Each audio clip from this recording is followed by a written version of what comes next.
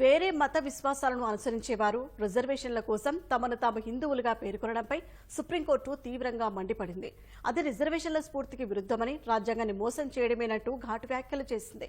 వేరే మతంలోకి మారాలనుకునేవారు ఆ మతానికి చెందిన సిద్ధాంతాలను, సూత్రాలను, ఆధ్యాత్మిక ఆలోచనలను సంపూర్ణంగా విశ్వసించడం కీలకమని సుప్రీంకోర్టు స్పష్టం చేసింది. వేరే మత విశ్వాసాలను అనుసరిస్తూ కేవలం రిజర్వేషన్ల ప్రయోజనాలను పొందడానికే తమను తాము హిందువులుగా పేర్కొనడాన్ని సుప్రీంకోర్టు తప్పుపట్టింది. ఇది రాజ్యాంగాన్ని మోసం చేయడమేనని పేర్కొంది. క్రైస్తవ మతంలోకి మారిన ఓ మహిళకు షెడ్యూల్ కుల ధృవీకరణ పత్రాన్ని నిరాకరిస్తూ మద్రాస్ హైకోర్టు తీసుకున్న నిర్ణయాన్ని సుప్రీంకోర్టు సమర్థించింది.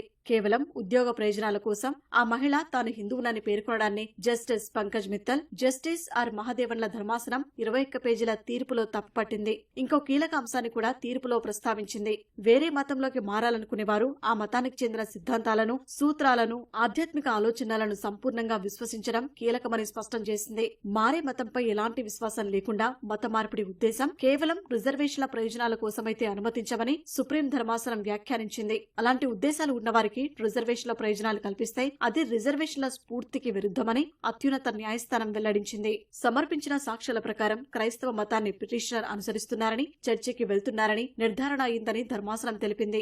క్రైస్తవ మతాన్ని అనుసరిస్తున్నారని, ఆలయాలకు వెళ్తున్నట్లు పిటిషనర్ ప్రస్తావించారు. కానీ తిరిగి హిందూ మతంలోకి చేరినట్లు ఎక్కడా ఆధారాలు సమర్పించలేదని సుప్రీంకోర్టు తెలిపింది. స్థానిక యంత్రాంగం సమర్పించిన రికార్డుల ప్రకారం పిటిషనర్ క్రిస్టియన్ అని నిర్ధారణ అవుతుందని పేర్కొంది. అయినా ఆమె తాను హిందువునని, ఉద్యోగం కోసం ఎస్సీ సామాజిక ధ్రువపత్రం కోరుతున్నారని మండిపడింది. ఈ ద్వంద్వ వైఖరిని ఆమోదించలేమని స్పష్టం చేసింది. ఉద్యోగం కోసమే తాను హిందువునని చెబుతూ రిజర్వేషన్లు కోరుతున్న క్రిస్టియన్ పిటిషనర్ కు షెడ్యూల్ కుల ధృవీకరణ పత్రం ఇవ్వడం రిజర్వేషన్ల లక్ష్యాలను, సామాజిక విలువలకు విరుద్ధమని వ్యాఖ్యానించింది. ఈ కేసులో పిటిషనర్ సెల్వరాణి హిందూ తండ్రికి, క్రిస్టియన్ తల్లికి జన్మించారు. 3 నెలల వయసులో బాప్టిజం పొందారు. 2015లో ప్రభుత్వ ఉద్యోగం కోసం తాను హిందువునని, తన తండ్రి ఎస్సీ వర్గానికి చెందిన వ్యక్తి అని పేర్కొంటూ ఎస్సీ ధ్రువపత్రం కోసం దరఖాస్తు చేశారు. దీనిపై విచారణ జరిపిన స్థానిక యంత్రాంగం ఆమె దరఖాస్తును తిరస్కరించింది. దీన్ని ఆమె మద్రాస్ హైకోర్టులో సవాల్ చేశారు. తీర్పు ప్రతికూలంగా రావడంతో సుప్రీంకోర్టును ఆశ్రయించారు.